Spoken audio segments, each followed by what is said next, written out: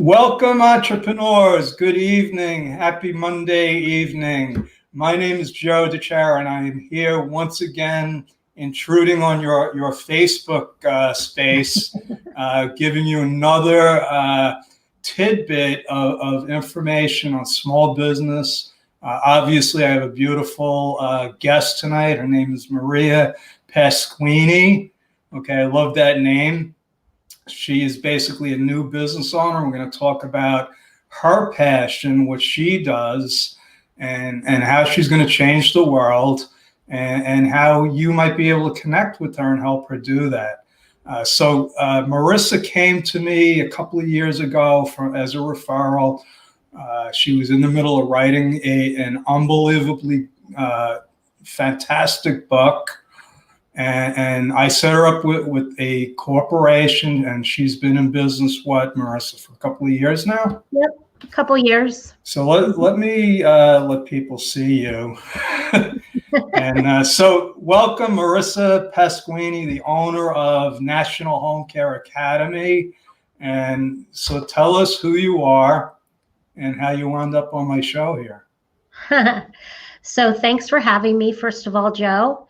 And so I am a dementia care expert, and I met Joe when I was, like he said, setting up my corporation and getting started sort of formally in providing training and support for dementia caregivers.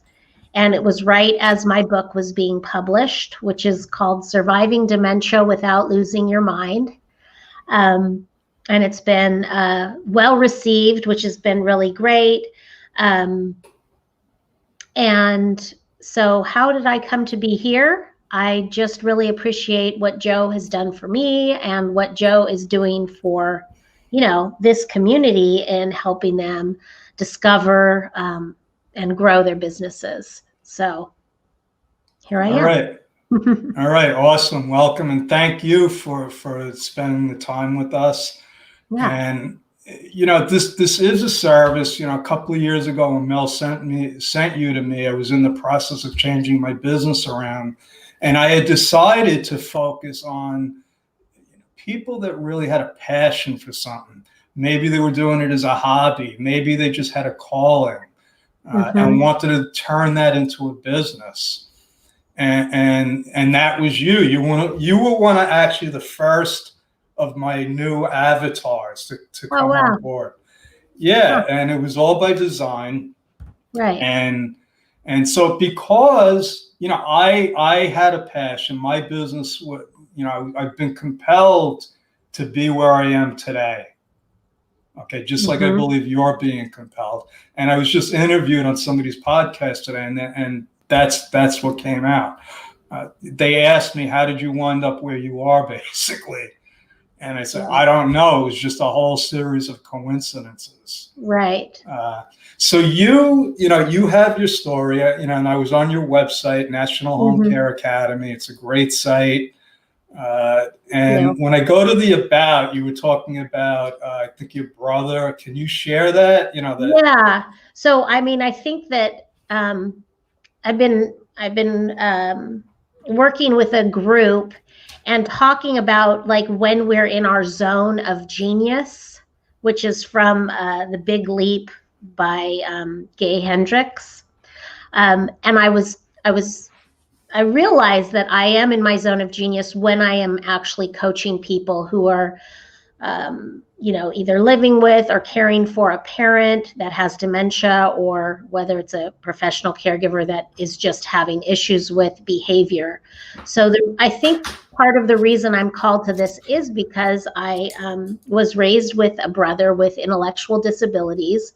So from the time I was, 5 years old, I was a caregiver for my brother, and not in the strictest sense, but I lived with someone who saw the world differently than a typical person would. And so then my passion became working with people with intellectual disabilities, and I worked in a capacity for several organizations here in Santa Barbara where I live in that way. But on the side, I had clients with dementia My very first client was back in 2008, and it was the mother of my good friend. And when I didn't know that much about, Alzheimer's dementia, the one thing that I knew about it was that most people with Alzheimer's can recall from long past, but they can't remember what they had for lunch. And so when I was with her, I would ask her about stories from her childhood, and she would tell them to me. And then I would relate this back to her daughter, and her daughter told me, I've never heard that story. I never knew my mom had a dog when she was a kid, and that the dog's name was this. And, so I feel like I I felt like that was a really special, intimate relationship to have with a person who's experiencing not just memory loss, but, really like a cognitive decline. And I was really drawn to it. So during the last 12 years, I had several people that I helped with dementia. And then I had a full-time client for several years where, I learned all the tricks of the trade on the job in order to be able to care for her.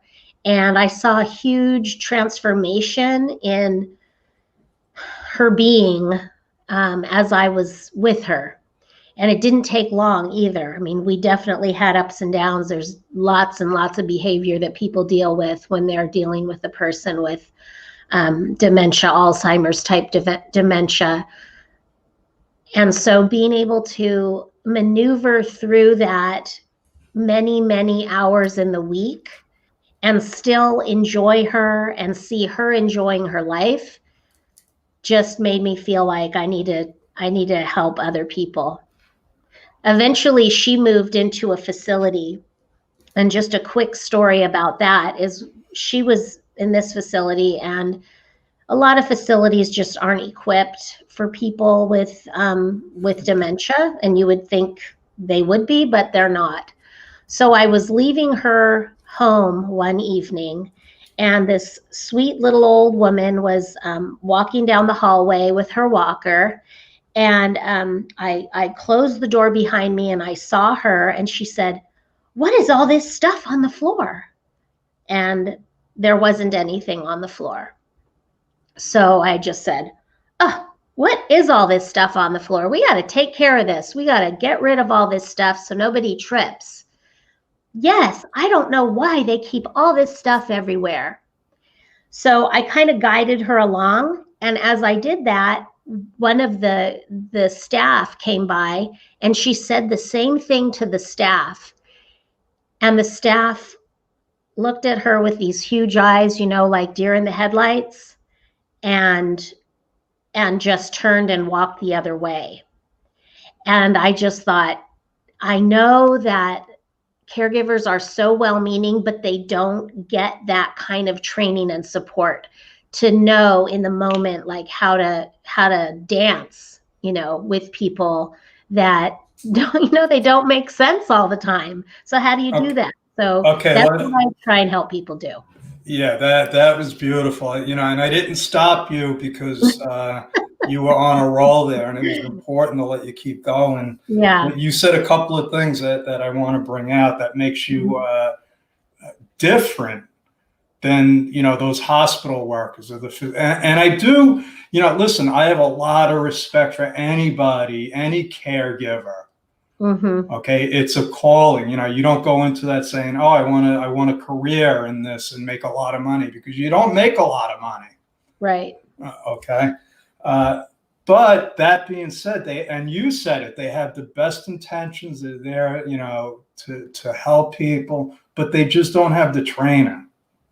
Okay. Yeah. They didn't have the kind of calling that you had, I believe, which was a lot deeper. So you talked about the zone of genius, which I never heard of before, but I know what you're talking about. I want you to expound upon that. Well, I guess for me, what it means for me is just being in that flow and, when am I in my zone of genius? And I had that experience when I was coaching a woman just a couple of weeks ago somebody who took my class, and she was having some issues with her mother. And as she talked and as I coached her, I could just, it just became sort of like what just happened just now with me telling the story about, this person at the assisted living facility. And I know that when I have coached people and they do, they go along with the coaching, they have transformation in the behavior of the person that they're caring for. And there's nothing better for me than that, to feel like, all right, and of course, everybody is different. So there's a million different ways to handle things, but it's almost like, so I just called it being in the zone. It's like you lose track of time. Time doesn't exist. You're just so in the moment. Yep. And that is, to me, that's nirvana. I study a guy called Eckhart Tolle. He wrote a book called The Power of Now. Yep. And I try to be in the present as much. And, so like when I'm in a mastermind group or I'm doing this, I could do this all day. I could interview entrepreneurs. And that's important because, and like I said in the beginning, I want to take people like you that are in that zone and monetize it, turn it into a business, which, a lot of people might have an issue with that, saying, oh, Marisa wants to do good. She wants to help the world. And I meet people like that, and they have a problem with making money. Right. I said, that's great. You could change the world, go work for a not-for-profit. But I know business, and there is no, it's not against the law. It's not against God's law. In fact, I believe that God wants us to be rich. Right. He wants us to take our passion and make lots of money. Right. And I learned that from the science of getting rich. I was like, so why can't somebody take their passion like you and teach the whole world? Because you have something special. You talked about tricks of the trade. Now, I have had nurses, people in the health field, caregivers. I never heard somebody say tricks of the trade. I always heard like, oh, how do we treat them? Right. How do we treat these people? Right. So when I read and I didn't read the whole book. All I had to do was read the introduction. That story that you told about, I said, oh my God. And from what I can remember from it, what you taught me in that introduction is that people all of a sudden can't play cards and they don't understand why. Or they start forgetting things. And that's what is some of the signs of starting Alzheimer's, right? Absolutely. So I'm thinking, oh my God, if I would be nasty. And that's what happens, right? Yep. A lot of times they get nasty. But you came up with, if you do, like the thing with, look at all that stuff on the floor. I don't think they teach you that stuff in medical school. Right. No, they're not being taught that in medical school, in certified nurse training, they don't get that kind of, not yet. And so the couple of situation stories that you just described, where you want to know something? Those people, oh my God, I can't believe. I wish that it would go away, but it's not going to go away. People are going to get Alzheimer's. It's a fact of life.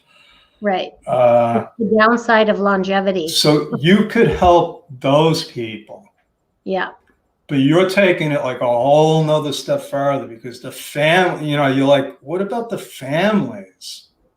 How are they? First of all, mom's getting nasty. You don't know why. And just that introduction, I was like, oh my God, this is, I said, this is special. When you could start teaching people and you've experienced it. When you're like, I can't imagine. I would love to be in your shoes when you connect with one of those family members. But now, so you've made a course out of this. So can you tell me about that? Because that's where we could start monetizing this. Sure. Yeah. So it's a 6-week program. I mean, and it is, there is a curriculum or there are course materials, but it's also really a hand walking with somebody who is caring for a family member, or for professional caregivers that really, want to stand out. That's what it's about. So we work together. It's a 6-week program, and there's lots of layers of support in there, along with being in a group of people that get you. A lot of caregivers and families have so much isolation because they can't just talk about this with, at their wine club or at their book club or whatever. They're struggling with some pretty serious stuff. So it gives people a community to connect with. So it's almost like a mastermind, and you've been in my mastermind groups, and what happens a lot of times is, if somebody says something like, oh, I don't know why, but I feel lazy. And then all of a sudden everybody says, I feel like that too. I thought I was the only one. Right. And it's relieving. So that's got to be. So who are candidates for this course? Because you mentioned professional caregivers, family members. I mean, who would want to take this kind of course? Well, I've taught it to both. And I don't differentiate in the groups. We have, I would say the majority have been family caregivers. So if you are a sibling, a child, a spouse of someone who's having some cognitive decline, you'd be perfect for the class.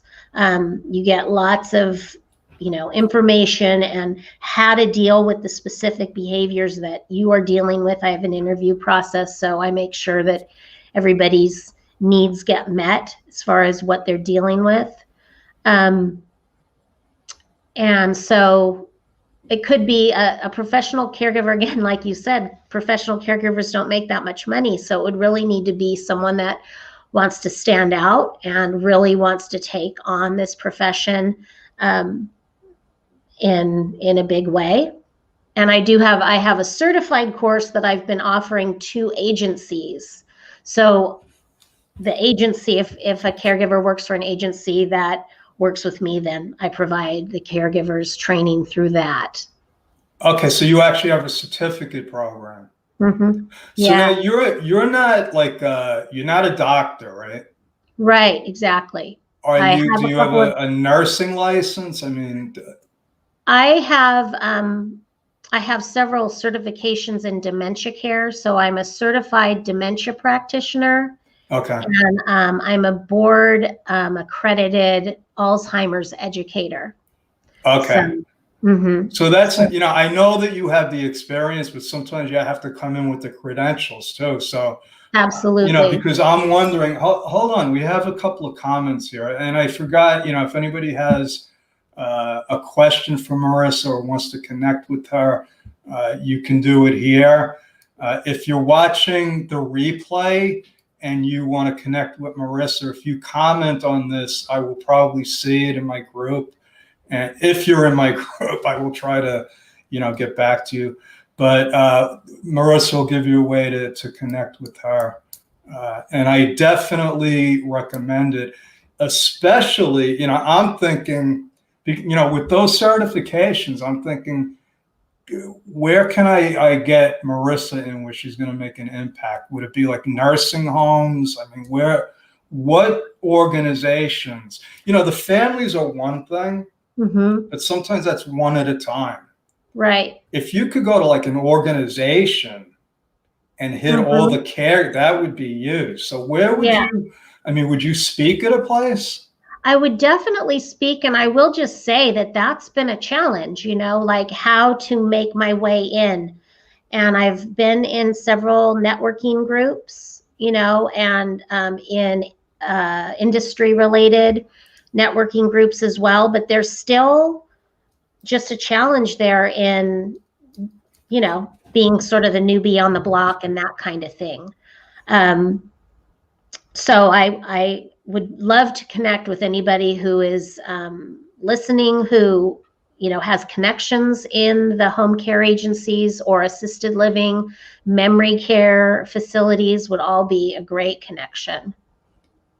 Okay. So yeah, this is the business part, and this is where I think I might be able to help you. And just doing this is part of the marketing of your business. Yeah. And it's not easy, especially the good thing is you're in a niche, so you know exactly who you want to connect with.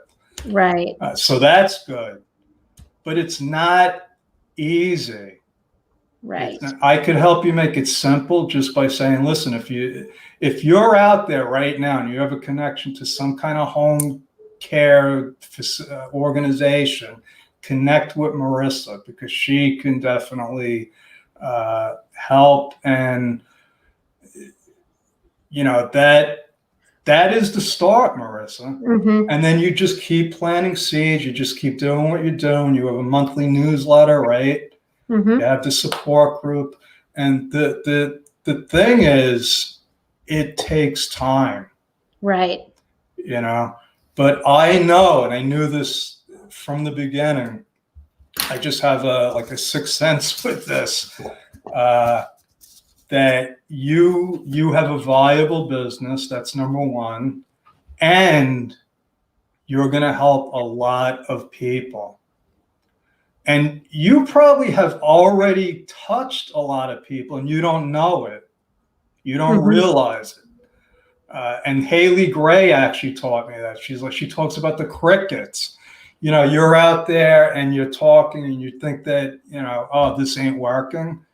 Well, it might be working exactly the way it's going to work. Absolutely.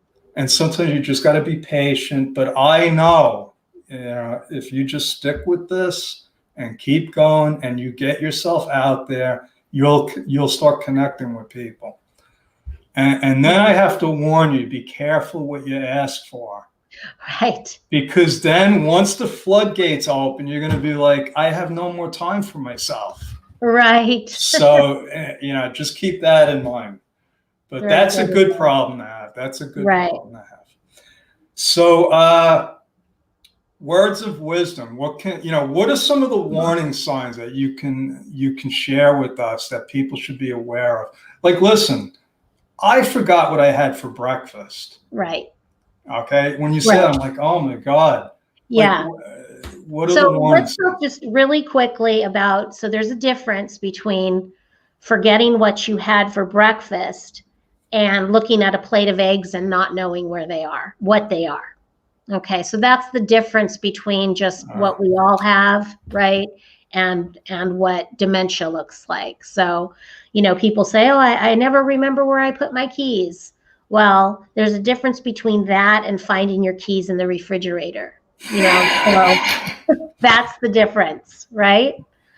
So, and then I guess a few little warning signs are isolating. If you have a parent and all of a sudden, you said the thing about playing cards, all of a sudden they don't want to play cards anymore.